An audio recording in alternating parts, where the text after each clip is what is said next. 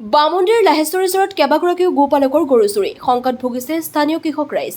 কামৰূপ জিলাৰ বামুন্দিত লাহেশ্বৰী চৰত বহুতো কৃষকে কৃষি কৰ্ম কৰি আৰু পশুপালনৰ জৰিয়তে নিজৰ পৰিয়াল পোহপাল দি আহিছে।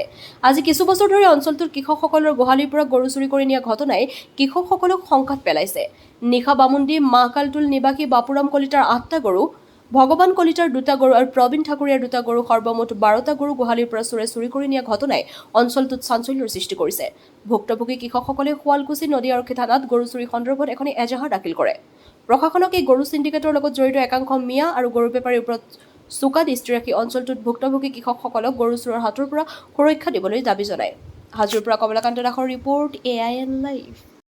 আজি আমাৰ কামৰূপৰ বামুন্দিৰ লাহেশ্বৰী চৰৰ পৰা 12টাকৈ গৰু চুৰি হৈছে আৰু এই চুৰিকাণ্ড প্ৰথম নহয়। আজি কেইবছৰমান আগৰে পৰা এই চৰটোত প্ৰায় কেইবাটাও গৰু চুৰি হৈছে আৰু আমাৰ সন্দেহ হয় যে আমাৰ ওচৰত যিসকল মিয়া, এই মিয়াসকলে এই চৰটোত দিনটোত গৰু কিনিবলৈ টিঘিলঘিলাই ঘূৰি ফুৰে আৰু ৰাতি হ'লে সুবিধা বুজি তেখেতসকলে ইয়াৰ পৰা গৰু চুৰি কৰি লৈ যায়। এতিয়া কথাটো হ'ল কি, মিয়াসকল যিমান চেষ্টা নকৰক কিয় তেখেতসকল কেতিয়াও অসমীয়া হ'ব নোৱাৰে, কাৰণ প্ৰকৃত অসমীয়াই কেতিয়াও আমাৰ এই খাটি খোৱা কৃষকৰ গৰু চুৰি কৰিব নোৱাৰে। গতিকে আমি আজি ইয়াত এই লাহেশ্বৰী চৰত এই ঘটনা সংঘটিত হোৱা ঠাইত আৰু শুৱালকুছি নদী আৰক্ষীৰ এটা দল উপস্থিত হৈছে। আমি ইয়াত উপস্থিত হৈছোঁ আৰু আমাৰ স্পষ্ট কথা, আমাৰ যিসকল লোকে এই চুৰিকাণ্ড সংঘটিত কৰিছে তেখেতসকলে উচিত শাস্তি পাব লাগে।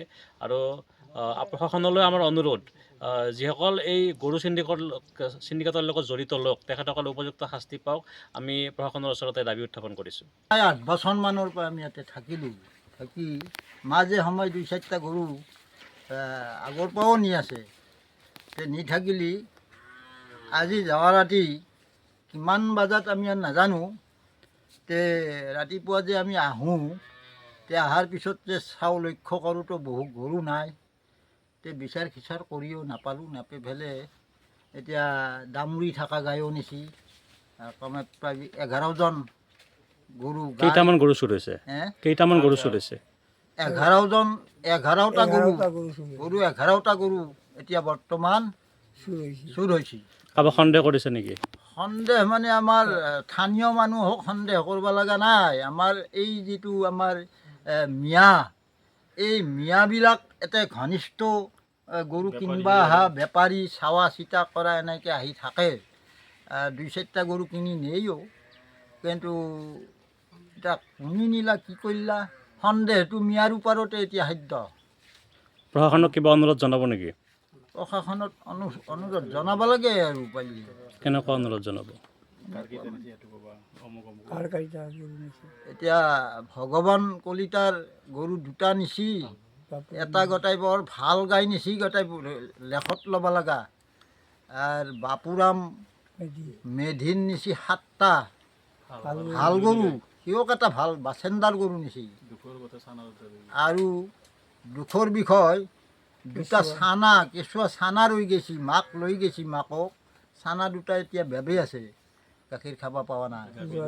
তাৰপিছতে জয়ন্ত কলিতাৰ দেউতাক ঠাকুৰীয়া, দেউতাক তেওঁ পামলীয়া, তেখেতৰো 2জনী গাই লৈ গৈছি, চানা 2টা ৰৈছি, চানা 2টা নিয়া নাই, গাই 2জনী লৈ গৈছি। এইটো এটা অত্যন্ত দুখজনক কথা। ইয়াৰ এটা আমি সুমীমাংসা বিচাৰিছোঁ আপোনালোকৰ ওচৰত।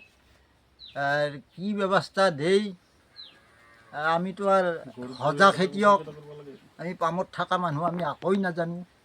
এতিয়া আপোনালোকৰ ওচৰত অনুৰোধ জনাইছোঁ যে নিশ্চয় আপোনালোকে কিবা এটা সংসূত্ৰ উলিয়াই ইয়াৰ এটা উচিত কিবা ব্যৱস্থা কৰিব বুলি আশা কৰিছোঁ। আৰু যিকোনো খবৰ আৰু বিজ্ঞাপনৰ বাবে যোগাযোগ কৰক 7896121996।